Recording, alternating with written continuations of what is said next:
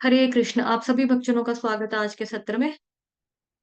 तो सत्र का शुभारंभ हम पहले गुड न्यूज के साथ करेंगे कि आज हमारे जो ग्रुप हैं उसके सबसे छोटे डिवोटी का आज बर्थडे है, भाव्या प्रभु जी का। तो भाव्या प्रभु जी अपने आप को अनम्यूट करो। हरे कृष्णा। मेरी आवाज आ रही है सबको? हरे कृष्णा, क्या आप लोग सुन पा रहे हैं? थम्स अप दे दो कोई। ठीक है, भाव्या प्रभु जी अवेलेबल नहीं हो? हाँ भाव्या प्रभु जी अनम्यूट करो ना अपने जी आप को। माता जी। आज भाव्या प्रभु माता जी जी का वो हैप्पी बर्थडे है। करता हूँ। हरे कृष्णा प्रभु जी, पंचांग प्रणाम। आपको बहुत हरे बहुत कृष्ण माता जी। मुबारक हो आज हैप्पी कृष्णा कॉन्शियस बर्थडे। तो सभी भक्तों को मैं अभी अनम्यूट करूंगी। सभी भक्त प्रभु जी के लिए 3 बार हरे कृष्ण का महामंत्र का जप करेंगे। प्रभु जी कैम ऑन रखो आप अपना। ठीक है, सभी एक साथ अनम्यूट करके अपने आप को प्रभु जी को हरे कृष्ण महामंत्र के साथ बधाई देंगे। 3 बार चैंट करेंगे प्रभु जी के लिए। प्लीज सभी लोग अनम्यूट करें। हरे कृष्ण कृष्ण कृष्ण कृष्णा हरे हरे, कृष्णा हरे हरे हरे राम राम राम राम राम हरे हरे। हरे हरे हरे हरे कृष्ण कृष्ण कृष्णा कृष्ण कृष्णा हरे हरे, कृष्णा हरे राम राम राम हरे हरे। हरे कृष्णा हरे हरे कृष्ण कृष्ण हरे कृष्ण हरे हरे हरे, हरे राम राम राम राम राम हरे। हरे हरे। आपको जन्मदिन की बहुत बहुत हार्दिक शुभकामनाएं। आप अच्छे से भक्ति करो। इसी दौरान इसी लाइफ में भगवत धाम वापिस भगवान जी के पास जाओ। ठीक है, और ज्यादा जन्म नहीं लेने की जरूरत है आपको। आप बहुत अच्छे हो, बहुत प्यारे हो। बहुत छोटी सी एज में आप भक्ति कर रहे हो। पिछले 5 साल या 4 साल हो चुके हैं आपको मेरे से जुड़े हुए। कितना टाइम हो गया प्रभु जी? 4 ही 5? चारों माता जी। 4 साल हो गए ना। धन्यवाद। ठीक है, तो सभी को, सभी की तरफ से आपको हार्दिक शुभकामनाएं। अब हम सेशन शुरू करेंगे।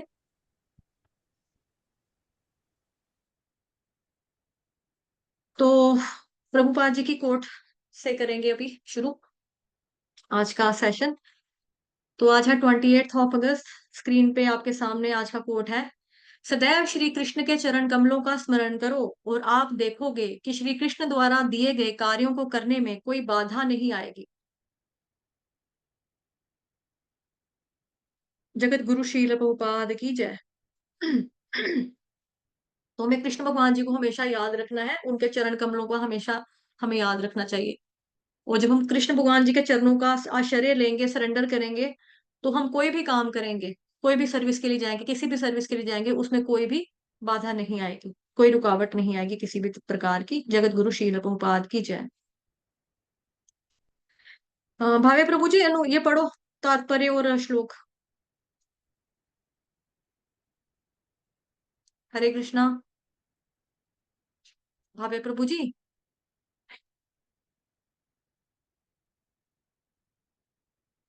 पढ़ो। तात्पर्य श्रील प्रभुपाद द्वारा श्रील प्रभुपाद की नहीं जय। नहीं, ये भी पढ़ो श्लोक श्लोक श्लोक। हरे कृष्णा आज तीसरे अध्याय का 31 नंबर का श्लोक है, यानी कि 31वां नंबर।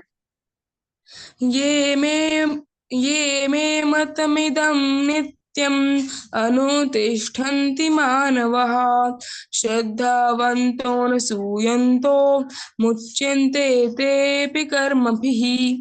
अर्थात जो व्यक्ति मेरे आदेशों के अनुसार अपना कर्तव्य करते रहते हैं और ईर्ष्या रहित होकर इस उपदेश का श्रद्धा पूर्वक पालन करते हैं, वे सकाम कर्मों के बंधन से मुक्त हो जाते हैं। तात्पर्य श्री प्रभुपाद द्वारा शील प्रभुपाद की जय। श्री भगवान कृष्ण का उपदेश समस्त वैदिक ज्ञान का सार है, अतः किसी अपवाद के बिना यह शाश्वत सत्य है। जिस प्रकार वेद शाश्वत है, उसी प्रकार कृष्ण भावनामृत का यह सत्य भी शाश्वत है। मनुष्य को चाहिए कि भगवान से ईर्ष्या किए बिना इस आदेश में दृढ़ विश्वास रखे। ऐसे अनेक दार्शनिक हैं जो भगवत गीता पर टीका रचते हैं, परंतु कृष्ण में कोई श्रद्धा नहीं रखते। वे कभी भी सकाम कर्मों के बंधन से मुक्त नहीं हो सकते, किंतु एक सामान्य पुरुष भगवान के इन आदेशों में दृढ़ विश्वास करके कर्म नियम के बंधन से मुक्त हो जाता है। भले ही वह इन आदेशों का ठीक से पालन ना कर पाए। कृष्ण भावनामृत ने प्रारंभ में भले ही कृष्ण के आदेशों का पूर्णतया पालन न हो पाए, किंतु चूंकि मनुष्य इस नियम में रुष्ट नहीं होता और पराजित तथा निराशा का विचार किए बिना निष्ठापूर्वक कार्य करता है, अतः वह विशुद्ध कृष्ण भावनामृत को प्राप्त होता है। श्रील प्रभुपाद की जय। हरि बोल। थैंक यू सो मच प्रभु जी, इतना ब्यूटीफुली रीड करने के लिए हम सबके लिए धन्यवाद। तो भगवान यहाँ पे कह रहे हैं, जो व्यक्ति मेरे आदेशों के अनुसार अपना कर्तव्य करते हैं और ईर्ष्या रहित होकर इस उपदेश का श्रद्धा पूर्वक पालन करते हैं, वे सकाम कर्मों के बंधन से मुक्त हो जाते हैं। तो जो व्यक्ति मेरे आदेशों के अनुसार अपना कर्तव्य करते रहते हैं, ठीक है, भगवान का आदेश हुआ है तो कर्तव्य का पालन करना पड़ेगा। लेकिन हम कब भगवान के आदेश के अनुसार अपने कर्तव्य का पालन नहीं कर पाएंगे? भगवान कह रहे हैं ईर्ष्या रहित होना बहुत ज्यादा जरूरी है। ईर्ष्या रहित होना बहुत ज्यादा जरूरी है। अगर हमारे अंदर ईर्ष्या का लेश मात्र भी रहेगा किसी भी जीवात्मा के प्रति, तो हम नहीं आदेशों का पालन कर पाएंगे भगवान का। अगर ईर्ष्या रहेगी तो भगवान कह रहे हैं मेरे आदेशों का पालन नहीं कर पाएंगे। तो ईर्ष्या रहित होकर इस उपदेश का श्रद्धा पूर्वक पालन करते रहते हैं। श्रद्धा हो, लेकिन श्रद्धा श्रद्धा भी कब कब आती है? जब ईर्ष्या खत्म हो जाती है, तो भी एक तरह का सीक्वेंस है। जब ईर्ष्या खत्म हो जाती है तो सो इसीलिए ईर्ष्या रहित होकर, तो ईर्ष्या का मतलब है सामने वाले के जो सद्गुण है हम उसको किनारा कर देते हैं। क्योंकि देखो भगवान जी ने सभी सभी को बनाया, जितनी भी जीवात्मा है सभी भगवान जी के अंश हैं। तो भगवान जी के अंश है तो इसका मतलब ये तो नहीं है कि उसके अंदर कोई क्वालिटी नहीं होगी, उसके अंदर कोई गुण नहीं होगा। ऑफ कोर्स उसके अंदर गुण भी होंगे। बाकी प्रकृति के तीनों गुणों के अंडर होता है, और कई पूर्व जन्मों का लेखा जोखा चल रहा होता है इंसान का, तो उसके कर्म जो होते हैं उसके प्रारब्ध भी मिलते हैं, फल भी मिलते हैं। तो हो सकता है कि उसके अंदर बुराइयां भी हो, लेकिन कोई एक क्वालिटी भी होगी। तो जब भी कोई व्यक्ति किसी से जलता है ना, तो ये एक तरह का दूसरे व्यक्ति के लिए पॉजिटिव रिस्पॉन्स होता है कि आप उससे बेटर हो, तभी करके वो आपसे जल रहा है। ठीक है। तो ईर्ष्या का मतलब है सामने वाले के जितनी भी क्वालिटीज है, जितने भी सद्गुण है, हम उसको साइड पे रख देते हैं। और जो ईर्ष्या होती है उसका भाव क्या होता है? सामने वाले के गुणों को, उसकी क्वालिटीज को हम टोटली इग्नोर कर देते हैं, देखते ही नहीं है। हमें सिर्फ उसके दोष, उसके बुराइयां, उसके अवगुण ही नजर आते हैं। जो गुण भी होते हैं वो कहते हैं अरे इसमें कौन सी बड़ी बात है यार, ये कोई बात है, हाँ, ये तो उसका टाइम अच्छा चल रहा है, स्टार्स अच्छे चल रहे हैं आजकल, ये टाइम निकलेगा ना, देखना, हर कुत्ते का दिन आता है, उसका दिन भी आएगा। समझता क्या है वो अपने आप को? तो इस प्रकार से गलत शब्दों का भी इस्तेमाल करना, गलत भावना रखना, कब? जब ईर्ष्या होती है तब व्यक्ति कर देता है ऐसा। तो अगर सामने वाला प्रशंसा भी कर रहा होता है ना, तो व्यक्ति दुखी हो जाता है कि ऐसा क्या कर दिया इसने, कौन सा तीर मार दिया जो तुम तारीफें किए जा रहे हो। जैसे स्कूल में बच्चे होते हैं, तो आस पड़ोस का जो बच्चा होता है वो फर्स्ट आया, या उसने कुछ गेम्स में, कोई स्पोर्ट्स में अच्छी, उसको मतलब कुछ हासिल किया उसने, है ना, तो वो उसके मम्मी पापा घर में आएंगे जब बताने के लिए कि भाई मेरे बेटे ने ये किया है। तो हो सकता है माँ बाप के दिल में कुछ, दूसरे वाले पेरेंट्स के दिल में कोई वो ना आए भावना ऐसी, लेकिन जो बच्चा होगा उनके घर में बैठा वो कहेगा हाँ, बड़ा तीर मार लिया इसने, तारीफें किए जा रहे हैं इसकी। तो अगर कोई किसी की तारीफ भी करता है तो दूसरे व्यक्ति का दिल दुखता है, उसका मन कुड़ता है, उसको गुस्सा चढ़ता है अंदर अंदर। तो भला ऐसा व्यक्ति क्या श्रद्धा पूर्वक सुन पाएगा भगवान के बारे में? नहीं सुन पाएगा, बिल्कुल भी नहीं सुन पाएगा। इसीलिए ऐसे लोग भी हैं जो भगवान श्री कृष्ण से जलते हैं, ईर्ष्या करते हैं, तो भगवान का उपदेश नहीं सुन पाएंगे। जैसे श्री कृष्णा बुक है, जो कि श्रीमद् भागवतम महापुराण का 10th कैंटो का कंपाइलेशन है। हमने पढ़ी थी पिछले साल वो बुक, अभी भी हम पढ़ रहे हैं, भागवतम कथा रूप पढ़ रहे हैं दिन में, तो अभी उसमें भी 10th कैंटो ही पढ़ रहे हैं हम। तो जैसे ये जो चीजें हैं, अगर व्यक्ति, जैसे कृष्णा बुक के बारे में बात कर रहे थे, है ना, तो जो कृष्णा बुक है उसमें भगवान श्री कृष्ण की लीलाएं हैं 10वें स्कंद की, वो सारी की सारी लीलाएं 10th कैंटो का कंपाइलेशन है। बेसिकली कृष्णा बुक ये दिया था माइकल जैक्सन को, एक बार पहले भी आपको बताया था ये वाला इंसिडेंट मैंने, शायद सुबह वाली क्लास में बताया था या पता नहीं, हाँ इसी वाली क्लास में बताया था, सेकंड चैप्टर शायद पढ़े थे हम, तब बताया था कि जो उसमें आपको ये बता रहे थे हम कि जैसे आत्मा कभी मरती नहीं है, लेकिन जो शरीर होता है, शरीर से लोग बहुत ज्यादा आसक्ति रखते हैं। तो माइकल जैक्सन जैक्सन एक ऐसा व्यक्ति था जिसने आसक्ति बहुत ज्यादा रखी हुई थी अपने शरीर के साथ। उसने तरह तरह के डॉक्टर वगैरह रखे हुए थे ताकि उसको कुछ हो ना, है ना, मैं 100 साल से ऊपर जीऊं, उसके लिए बड़े सारे डाइटिशियन एक्सपर्ट्स, ये वो, आ, हर तरह का डॉक्टर, हर तरह का मेडिकल फैसिलिटी उसके पास थी, सब कुछ करवाता था वो। प्लास्टिक सर्जरी उसने कितनी बार करवाई थी यंग दिखने के लिए, लेकिन वो धीरे धीरे कैसा हुआ, मतलब कि वो कितना उम्र जिया, वो जी नहीं पाया ज्यादा। तो खैर मैं आपको बता रही थी, जो 10th कैंटो है, सॉरी कृष्णा बुक है ना जो हमारी, उसके ऊपर फ्रंट कवर के ऊपर आप सबने देखी होगी, वहां पर बहुत सुंदर सी फोटो बनी हुई है भगवान जी की, राधा रानी के साथ, है ना, कृष्ण भगवान जी की और राधा रानी के साथ दोनों की उनकी तस्वीर बनी हुई है। तो माइकल जैक्सन ने देखा और बोला ये कौन है, हु इज दिस गाय। तो भक्तों ने उसको बताया ये हमारे भगवान कृष्ण है, लॉर्ड कृष्ण है। तो फिर माइकल जैक्सन ने कहा अच्छा, तो ये ब्यूटीफुल लेडी कौन है जो उसके साथ खड़ी है। तो भक्तों ने बोला ये तो हमारी राधा रानी है, श्रीमती राधा रानी है, वो हमारी मतलब एक तरह की फीमेल गॉडेस है, जो सुप्रीम गॉडेस है। तो फिर माइकल जैक्सन ने कहा oh my God, she is so beautiful, she is so gorgeous, is it possible that you replace this man's face with my face. मतलब माइकल जैक्सन ने बोला क्या ये हो सकता है कि ये जो आदमी दिख रहा है, यानी कि कृष्ण भगवान को वो कह रहे हैं कि ये जो पुरुष दिख रहे हैं, इसकी शक्ल आप चेंज कर दो, मेरी शक्ल से बदल दो, मतलब इनकी फोटो की जगह मेरा फोटो लगा दो राधा रानी के साथ, तो क्या ये हो सकता है। तो बेसिकली क्या हुआ था, भक्त जो थे वो जैसे बुक्स डिस्ट्रीब्यूशन करते हैं ना, तो उन्होंने कृष्णा बुक का पकड़ लिया था ऐसे माइकल जैक्सन ने, तो उन्होंने भक्तों ने क्या किया, कृष्णा बुक जो थी माइकल जैक्सन के हाथ से वापस छीन ली कि भाई वापस दे दो हमें। क्योंकि उसको इतनी ईर्ष्या हुई भगवान से कि इतनी सुंदर जो है स्त्री, मतलब कि जो जगत जननी जिसको बोलते हैं, मतलब माता को, मतलब राधा रानी है ना, मतलब हमारे लिए कृष्ण भगवान क्या है, परम पिता है। तो अगर वो परम पिता है तो उनकी जो धर्म पत्नी है वो हमारे लिए माता ही समान है, राधा रानी। हालांकि हम उनको माता नहीं कहते हमारे संप्रदाय में, वो क्यों नहीं कहते, बिकॉज वो हमेशा अ, यौवन में रहती हैं, जैसे श्री कृष्ण भगवान रहते हैं उस तरह से। तो फिर भक्तों ने क्या किया, उनके हाथ से वो जो बुक थी वापस ले ली, मतलब इतनी ज्यादा जलन थी उनको भगवान से, मतलब। तो इसका मतलब यही है कि जब ईर्ष्या होती है ना, तो शिक्षा लेने का जो भाव तो टोटली इंसान के अंदर होता ही नहीं है, क्योंकि जलन के मारे, अरे ये क्या सिखाएगा यार, अरे ये क्या बताएगा यार हमें, इस तरह से होता है। तो श्रद्धा भी नहीं होती है। तो इसलिए आजकल कई लोग हैं, कई विचारक हैं जो भगवत गीता पर टिप्पणियां लिखते हैं, लेकिन कृष्ण को कृष्ण नहीं मानते।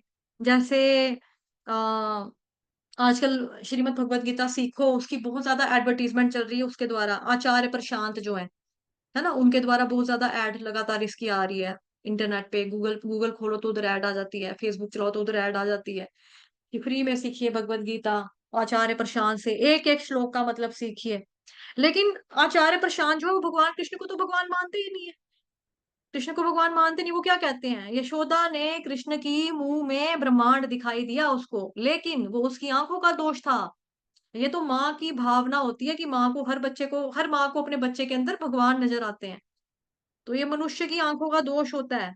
लेकिन वो वास्तव में कृष्ण जो है वो भगवान नहीं है, वो उनकी माता की दृष्टि का दोष था, मतलब लो जी, मतलब कि यशोदा माता की उन्होंने आंखों का ही कसूर निकाल लिया जी, कि उनको ब्रह्मांड नजर आया, लेकिन असल में ब्रह्मांड जैसी कोई चीज ही नहीं थी जो उनको मुंह में दिखाई दी भगवान के।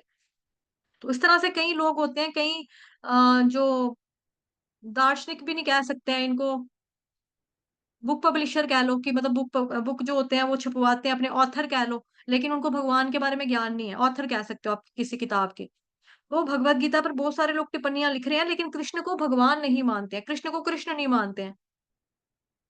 वो क्या कहेंगे, हाँ कृष्ण भगवान एक योगी थे, और क्या थे, योगा करते थे, वो तो सारी दुनिया कर लेती है। उनको ये नहीं पता कि योग का मतलब क्या होता है, जो जोड़ना, जोड़ने का काम करता है, आत्मा को परमात्मा से जोड़ने का काम करता है, उसको कहते हैं योग। योग का मतलब होता है प्लस करना, जोड़ना। तो उनके लिए योग क्या है, सांस अंदर करो सांस बाहर लो, ठीक है, कुछ फेशियल योगा हो गई, कोई अनुलोम विलोम हो गया, कोई प्राणायाम हो गया, है ना, कोई थायराइड के लिए हो गया, कोई शुगर की बीमारी के लिए योग हो गया, उनके लिए योग वो योग है, वो उस तरह का योग है। तो कृष्ण भगवान क्या कहते हैं, एक योगी है। तो बेसिकली ऐसे लोग एक तरह से जलन खाते हैं कृष्ण भगवान जी से, ईर्ष्या करते हैं। उनको भगवान जी को स्वीकार नहीं करना है, भगवान को स्वीकार ना करना ही जलन है, ईर्ष्या है सबसे बड़ी।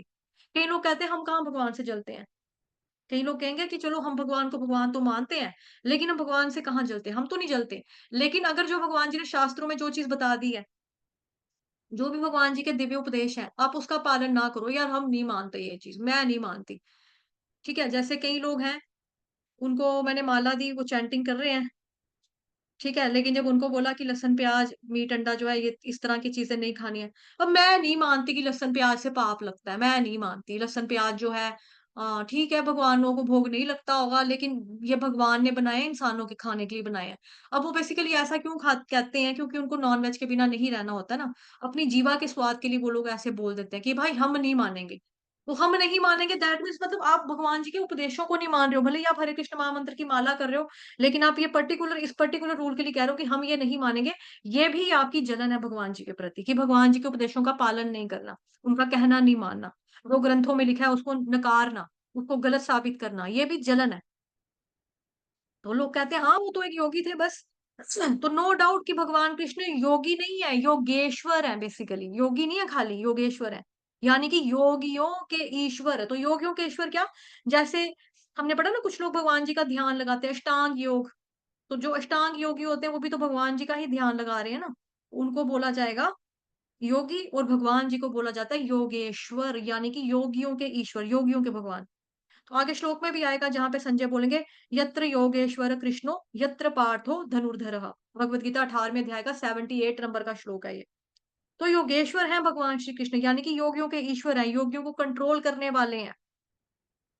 तो कुछ लोग बोलते हैं वो तो खाली योगी थे, है ना, या फिर कई लोग बोलेंगे एक इतिहास का एक चरित्र है, करेक्टर है, हिस्टोरिकल फिगर है।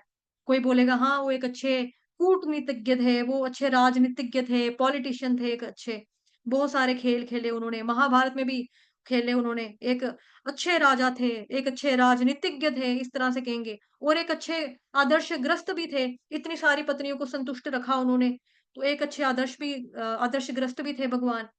अब ये सारी की सारी स्टेटमेंट्स ये बताती हैं कि भगवान श्री कृष्ण को भगवान के रूप में स्वीकार नहीं करना बेसिकली जलन है भगवान जी के प्रति, ईर्ष्या करना है उनसे। क्योंकि ईर्ष्या होने की वजह से ही, जलन होने की वजह से ही व्यक्ति उनके कथनों को यथारूप स्वीकार नहीं कर पा रहे हैं, ऐसे लोग इसलिए ये भक्ति नहीं कर पाते। तो अगर ईर्ष्या है फिर शिक्षा कैसे ले पाएंगे? शिक्षा को तो पहले कह रहे हम नहीं मानते कि भगवान ने बोला कि मीट अंडा नहीं खाना। कहाँ लिखा है? हाँ भगवान ने ये लिख दिया, अगर उनको बोलेंगे ना भगवान ने ये लिख दिया है पत्रम पुष्पम फलम तो यहाँ, तो भगवान ने ये तो नहीं लिखा कि मीट मत खाओ। भगवान ने ये ठीक है, भगवान को पसंद होगा तो भगवान को चढ़ाओ पत्ते फूल, पत्रम पुष्पम फलन तो उनको दे दो, पत्ते पत्ते फूल पानी उनको दे दो, तुलसी का पत्ता डाल के, हमें तो खाने दो। तो इस तरह से लोग आपको लॉजिक देंगे। अगर बकरी बकरी नहीं खाएंगे तो हर जगह बकरी बकरी बकरी बकरी, मुर्गी मुर्गी मुर्गी मुर्गी, सुअर सुअर सुअर सुअर, भेड़ू भेड़ू भेड़ू भेड़ू हो जाएगा, है ना, जैसे आप लोगों को पॉपुलेशन की बहुत चिंता है। तो ऐसे लोग ऐसे ही आपको फालतू के लॉजिक्स देंगे। लेकिन जो व्यक्ति भगवान जी से ईर्ष्या नहीं करता है, जो ईर्ष्या रहित होकर उपदेश को श्रद्धा पूर्वक सुनता है, श्रद्धा पूर्वक पालन करता है, फिर वो व्यक्ति जो होते हैं, ऐसे जो लोग होते हैं, वे सकाम कर्मों के बंधन से मुक्त हो जाते हैं। जैसे कि लास्ट लाइन अनुवाद की में लिखा है, वे सकाम कर्मों के बंधन से मुक्त हो जाते हैं, पहले हाईलाइट किया हुआ मैंने। रीजन बिंग सारे जो कर्म बंधन है ये क्यों आते हैं? कर्म बंधन आते हैं कर्म के नियमों के अकॉर्डिंगली। कर्म के नियम भला किसने बनाए? भगवान ने बनाए। जब हम भगवान के शरणागत हो जाते हैं, यानी कि आपका लॉ ऑफ अट्रैक्शन जो है, कहीं लगाना है ना, लॉ ऑफ अट्रैक्शन की शिद्दत से अगर किसी चीज को चाहना है, तो जैसे फिल्म का डायलॉग भी है शाहरुख खान की ओम शांति ओम का, अगर तुम शिद्दत से किसी चीज को चाहो तो पूरी कायनात पूरी सृष्टि तुम्हें उससे मिलाने के लिए क्या हो जाए, मिलाने के लिए तत्पर हो जाती है, कुछ ऐसी उर्दू वर्ड था उसमें, लेकिन तत्पर मैंने हिंदी का बोला, उर्दू वर्ड एग्जैक्ट मुझे याद नहीं आ रहा, कि तैयार हो जाती, कुछ ऐसा था। तो शिद्दत से अगर हम किसी को चाहें तो किसको चाहना चाहिए? हमें भगवान जी को चाहना चाहिए ना, क्योंकि उनसे ऊपर तो कोई है ही नहीं संसार में, पूरी सृष्टि में उनसे ऊपर कोई नहीं है। अगर हम ऐसी श्रद्धा रखते हैं भगवान जी के प्रति, भगवान जी की बातें, भगवान जी के उपदेश, भगवान जी की कथाएं, भगवान जी के लीला, इवन इनफैक्ट जो हम भगवान जी का हरे कृष्ण महामंत्र का जप भी कर रहे हैं, खुद ही वो भी अपना ही मंत्र बोला हुआ अपने ही कानों से हम श्रद्धा पूर्वक सुनते हैं, और साथ ही उनके उपदेशों का पालन भी करते हैं, उनके द्वारा जो हमें कर्तव्य बताए गए हैं शास्त्रों में उसका पालन भी करते हैं, तो फिर हम कर्म के बंधनों में नहीं फंसेंगे। इसीलिए यहाँ पर इस बात पर जोर दिया जा रहा है कि हमें भगवान जी का कहना मानना चाहिए। लेकिन इस पे सबसे इंपॉर्टेंट बात क्या है? ईर्ष्या से बचना बहुत जरूरी है, जलन से बचना, जलसी नहीं करनी किसी से भी। सबसे इंपॉर्टेंट बात यही है कि जलन मत करो किसी से। तो एक्चुअली ईर्ष्या क्या है? ये एक डार्केस्ट इमोशन है, एक तरह का भाव है, ये भी भावना एक। हालांकि जो इमोशंस है वो उसके भी 6 तरह के दुश्मन होते हैं। जिसमें काम क्रोध तथा लोभ, है ना, 16वें अध्याय में पढ़ा है हमने। तो काम क्रोध लोभ मोह मद पागलपन मत्सर्य यानी कि ईर्ष्या। मात्सर्य किसको कहते हैं? ईर्ष्या को कहते हैं। मद किसको कहते हैं? पागलपन को कहते हैं। तो मात्सर्य ईर्ष्या को, जलन को बोलते हैं। अगर हम ये लेके चले कि सबसे पहले है काम, तो ये है अंदर का साइकिल। उसके बाहर का सर्कल है क्रोध, उसके बाहर का सर्कल है लोभ। लोभ में क्रोध भी होता है, काम भी होता है। इसी तरह से हम अगर ईर्ष्या में पहुंचेंगे तो ईर्ष्या के अंदर काम भी है, क्रोध भी है, मद भी है, मात्सर्य, सब कुछ है। तो ये सब के सब है। तो ईर्ष्या के अंदर, जलन के अंदर, इसीलिए सबसे ज्यादा डार्केस्ट भावना यानी कि जो डार्केस्ट इमोशन यानी कि जो काली भावना है वो है ईर्ष्या। जितना ज्यादा हिंसक हम ईर्ष्या में हो सकते हैं ना, उतना हम किसी में भी नहीं हो सकते। आपने देखा होगा फिल्म में भी, जलन की वजह से लोग जो होते हैं कुछ करते हैं। जैसे नॉर्मल आप देखो, जो रेस भी चल रही होती है ना, जो दौड़ने की रेस होती है, दौड़ने की जो प्रतिस्पर्धा यानी कि कंपटीशन होता है दौड़ने का, उसमें भी आप लोगों ने देखी होंगी, रील्स देखी है, वीडियोस देखी है, टीवी में भी देखा होगा कि जो लोग दौड़ रहे होते हैं ना, आपस में जब कोई किनारा आता है, कहीं झाड़ियां आती हैं, कहीं मान लो कोई पत्थर वाला साइड कुछ मतलब ऐसा वाला जगह आ गई, फटाफट एक व्यक्ति जो भाग रहा होता है, दूसरे भागते हुए जो उससे आगे निकल रहा होता है ना, उसको दौड़ते हुए को साइड के ऊपर धक्का मार देगा कि जाके ये खड्डे में गिरे, जाकर ये पत्थरों के ऊपर जाकर पड़े, इसको लगे चोट लगे, कहाँ से दौड़ पाएगा, आप पे गोड्डे में इसकी लगेगी, या फिर झाड़ियों में जाएगा, खुद कांटे चुभेंगे, कांटों से छुड़काने में इसको 2-4 सेकंड लग जाएंगे, फिर अपने आप जब तक ये पहुंचेगा तब तक मैं दौड़ लूंगा आगे, उतनी देर में मैं जो लाइन होती है उसको मैं टच कर लूंगा, है ना, बाउंड्री लाइन की भी मैं जीत गया। तो ये बेसिकली कहाँ से आ रहा है? ईर्ष्या की वजह से ही काली भावना आती है। जितने भी ज्यादा हम हिंसक बनते हैं, ईर्ष्या की वजह से बनते हैं। फिल्मों में भी देखते हैं हम, रियल लाइफ में भी देखते हैं कि जलन की वजह से जो लोग होते हैं वो किसी किसी की फैक्ट्री में आग लगा देंगे, किसी की दुकान पे आग लगा देंगे, किसी की दुकान पे जाकर कोई चीजें छोड़ आएंगे, काला जादू कर देंगे। क्यों करते हैं काला जादू लोग? जलन की वजह से करते हैं। अदरवाइज क्या है? किसी की कोख बंद करवा देनी कि उसके घर में बच्चा ना हो, उसका कुल ना चले, तो ये क्यों किया कुल ना चले? जलन की वजह से।